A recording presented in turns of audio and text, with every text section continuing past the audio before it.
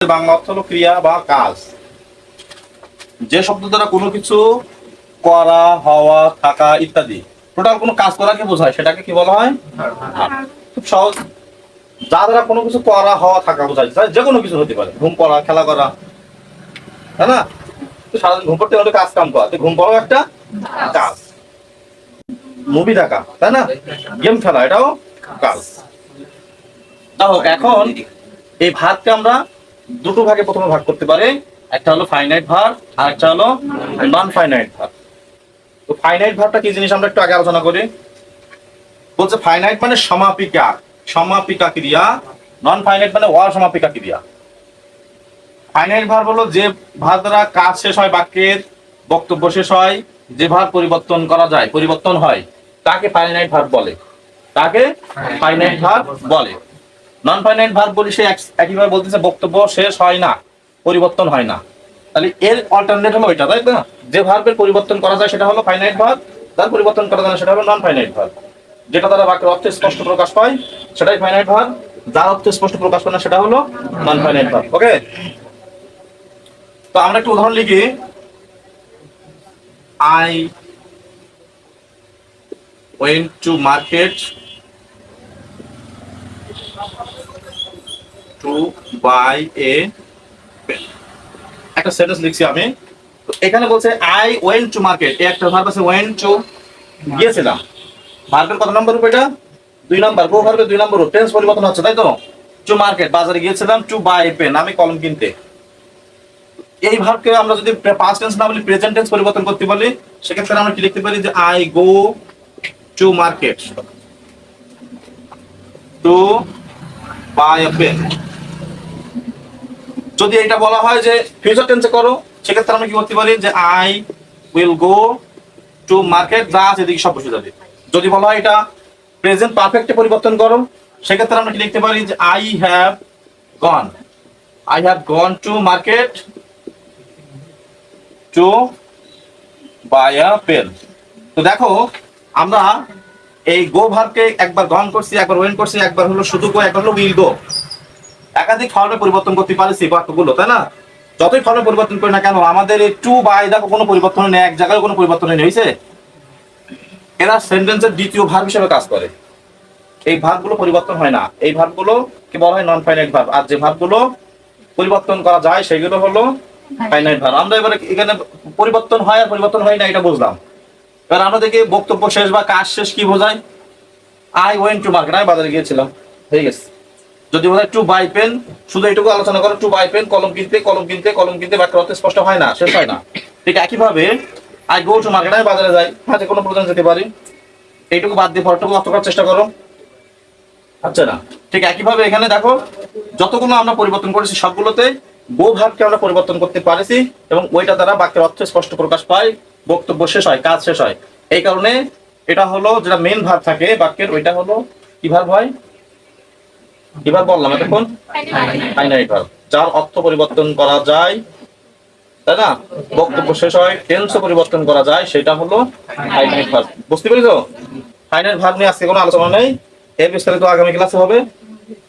তো এরপরে আমরা দেখি নন ফাইনাইট ভার্ব নিয়ে একটু আলোচনা করি। দেখি নন ফাইনাইট ভার্বটা আমাদের গ্রামাটিক্যালে আরো বেশি পরিবর্তন হয়।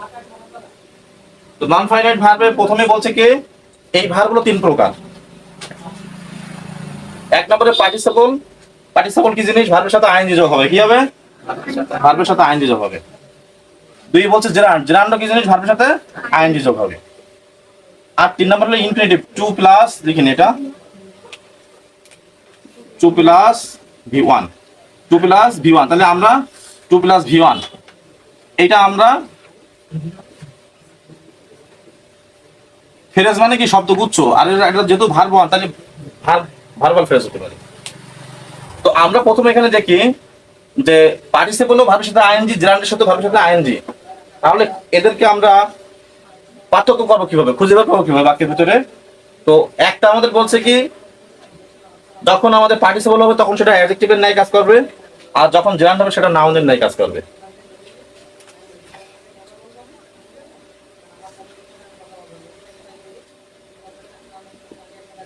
এটা কি সুইম মানে কি? সুইম মানে সাঁতার কাটা, সবাই জানি না? এর সাথে যদি আমরা আইনি যোগ করে দিই সুইমিং, আমাদের এটা পার্টিসিপল না জেরান্ড? কে বলতে পারবা? পারবা কে বলতে? পার্টিসিপল। আর নাউন। আর কেউ বলো বলো। কিছুই বোঝার নেই। এটা বাক্যের যেহেতু অবস্থানের উপর ভিত্তি করে ওর হলো ইয়ে করতে হবে আর কি, আইডেন্টিফাই করতে হবে। তো সুইমিং আমরা বুঝলাম। হ্যাঁ, তো যখন আমাদের পার্টিসিপল হবে, যখন অ্যাডজেক্টিভ হবে, সেটা হলো চলমান হবে। কি হবে? চলমান, অর্থাৎ কোনো কন্টিনিউয়াস টেন্স নাই কাজ করবে। একটা আমরা এত পার্থক্য করলাম, তো সেই ক্ষেত্রে আমরা কি জিনিস দেখি, আমরা আরেকটু দেখো। I like swimming, he was swimming,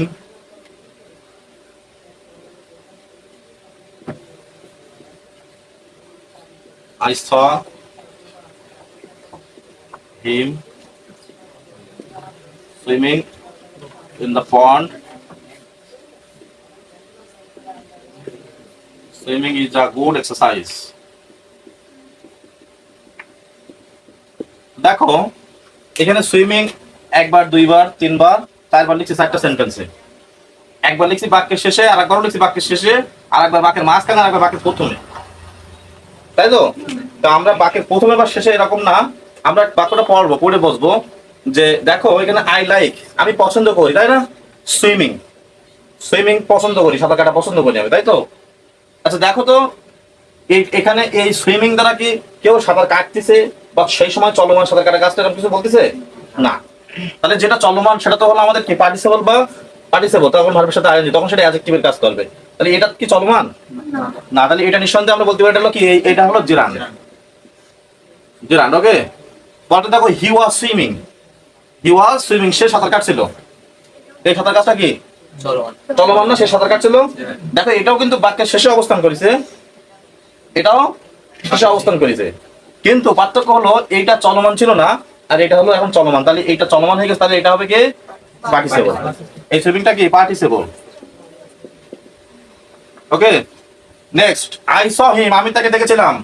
swimming in the pond, পুকুরে সাঁতার কাটতে দেখেছিলাম। এটা কি চলমান। তাহলে এই সুইমিং কি পার্টিসিপল বা অ্যাডজেক্টিভ? পার্টিসিপল বা adjective. Swimming is a good exercise, সাঁতার একটা ভালো ব্যায়াম। বলো কে সাঁতার কাটতেছে? কেউ না? কেউ কাটতেছ না? এটা কি চলমান না? এটা স্থির। তাহলে এটা কি জেরান। তার মানে আমরা যে বাক্যের শেষে অবস্থান করলেই সে জেরান বা পার্টিসিপল এরকমটা না, কিন্তু আমরা সম্পূর্ণটা পড়বো, পড়ে দেখবো যে এখানে চলমান হচ্ছে কিনা বাক্যটা পড়ার পরে। ক্লিয়ার? তাহলে আমাদের এটা ক্লিয়ার। এবার পার্টিসিপলকে আবার তিনটা ভাগে ভাগ করা হয়েছে। পার্টিসিপলকে আবার তিনটা ভাগে ভাগ করা হয়েছে। এর প্রথম ভাগ হলো প্রেজেন্ট পার্টিসিপল, সেই প্রেজেন্ট পার্টিসিপলটাই আমরা আলোচনা করলাম এতক্ষণ। আর পাস্ট পার্টিসিপল তোমরা ভাগ জানো, ভিতরি পাস্ট পার্টিসিপল ভাগ জানো না, মুখস্থ করেছো, go and gone, do did done, বলেছো না? এই তিন নম্বরটা হলো কি পাস্ট পার্টিসিপল। আর একটা বলছে হলো পারফেক্ট পার্টিসিপল, এটাও তিন নম্বর, তবে তার আগে থাকবে হলো হ্যাভ ভার্ব থাকবে। কি থাকবে? হ্যাভ ভার্ব কি জিনিস? Having being, having have has had, having have has had. তাহলে আমাদের যদি কোথাও হ্যাভিং থাকে, having gone, has gone, had gone, have gone. তাহলে এগুলো কি কি ভার্ব? এগুলো হলো কি? এগুলো হলো পারফেক্ট পার্টিসিপল। ঠিক আছে, পারফেক্ট পার্টিসিপল। তো আমরা তো এইটা দেখি আমরা চিনতে পারছি এখানে ভিতরে আসছে, বুঝলাম? তাহলে পার্টিসিপল নিয়ে কোনো আলোচনা লাগবে? আর পার্টিসিপলের সাথে জেরান্ডের নিয়ে কোনো আলোচনা লাগবে? লাগবে না, কারণ জেরান্ড এবং পার্টিসিপলের ভিতরে আমরা পার্থক্য করতে পারবো। আর বাকি আছে হলো ইনফিনিটিভ। ইনফিনিটিভটা হলো টু প্লাস ভার্বের এক নম্বর রূপ। এটা বাক্যের সাবজেক্ট হিসেবে বসতে পারে, আবার ভার্ব হিসেবে বসতে পারে। সাবজেক্ট হিসেবে যখন বসবে সেটা আমরা একটু দেখি, তখন সেটা অবশ্য কোনো ফেরত জাতীয় কোনো কিছু হবে। যখন আমরা এরকম পড়ি যে মিথ্যা বলা মহাপাপ, সেক্ষেত্রে আমরা লিখি জানো, to tell a lie is a great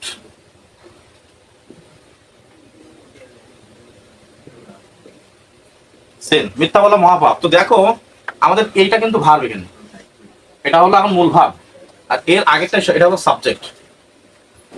এই সাবজেক্টটা ব্যবহার দিচ্ছে ইনফিনিটিভ দিয়ে, টু টেল, এটা তাই না? টু টেল এ লাই, তার মানে এই মিথ্যা বলা, তাই না? তাহলে আমাদের টোটালটা মিথ্যাকে বলতেছে, এটা একটা নাউন, তার নাউন সাথে যুক্ত হচ্ছে, এটা তার নাউন প্রেজেন্ট মতো কাজ করতেছে। আচ্ছা, তার মানে এটা সাবজেক্ট হচ্ছে, সাবজেক্ট হতে গেলে তাকে নাউন বা নাউন ফ্রেজ হওয়া লাগে, ঠিক আছে? সাবজেক্ট হতে গেলে তাকে নাউন বা নাউন ফ্রেজ হওয়া লাগবে। তো এই একটা আমরা ইনফিনিটিভ দেখলাম, তাই না? আর আমরা প্রথম যে সেন্টেন্সটা লিখছিলাম, কি লিখছিলাম? I went to market to buy a pen. এখানে আমাদের তাহলে টু প্লাস ভার্ব ওয়ান কই? টু দুই জায়গায় আছে, দেখো এখানে টুর পরে মার্কেট, এটা কিন্তু না, কারণ এটা মার্কেট একটা স্থান। স্থানটা কোন পার্টস অফ স্পিচ কে বলতে পারবা? হ্যাঁ, কে বলতে পারবা? Adverb, good. অ্যাডভার্ব কবে, কখন, কোথায়, মানে কোথায়, কখন, কিভাবে, কোথায়, কখন, কিভাবে, এই তিনটা শব্দের মানে অ্যান্সার যাতে আসবে সবগুলো অ্যাডভার্ব। কখন মানে অবশ্যই সময় প্রকাশ করে, সকালে, বিকালে, 5টার সময়, 10টার সময়, দুপুরে, শুক্রবারে, রবিবারে, এগুলো সবই হলো অ্যাডভার্ব। কোথায়? বাড়িতে, মাঠে, ঘাটে, পুকুরে, নদীতে, রাস্তায়, বাজারে, হাটে, এরকম, হ্যাঁ, ঢাকা ইত্যাদি, এগুলো সবই কে? অ্যাডভার্ব। আবার যদি বলে কিভাবে, আস্তে আস্তে, ধীরে ধীরে, জোরে জোরে, উচ্চ স্বরে, তাই না? এগুলো কি? এগুলো অ্যাডভার্ব। তো যাই হোক, আমাদের এই টুর পরে ভার্ব ওয়ান লাগবে। এটা তো আমাদের মার্কেট, এটা তো আমাদের কোনো কাজ না, তো ভার্ব না। ভার্ব হলো কোনটা? এইটা। তাহলে এটা হলো আমাদের কি? ইনফিনিটিভ। বুঝতে পারছি আমরা? তাহলে ইনফিনিটিভ আমাদের যে ওখানে সে আইএনজি যুক্ত অংশ, পার্টিসিপল জার্ন যেমন বাক্যে শুধু শেষে বসে না, মাঝখানে বসে না, প্রথমেও বসে, তাহলে মাঝখানে, প্রথমে, শেষে যেকোনো জায়গায় বসতে পারে, এটাও আমাদের একভাবে বসতে পারে। আমাদের সঠিকটা বুঝতে হবে, জানতে হবে। বুঝতে পেরেছিলাম? ক্লিয়ার সবার?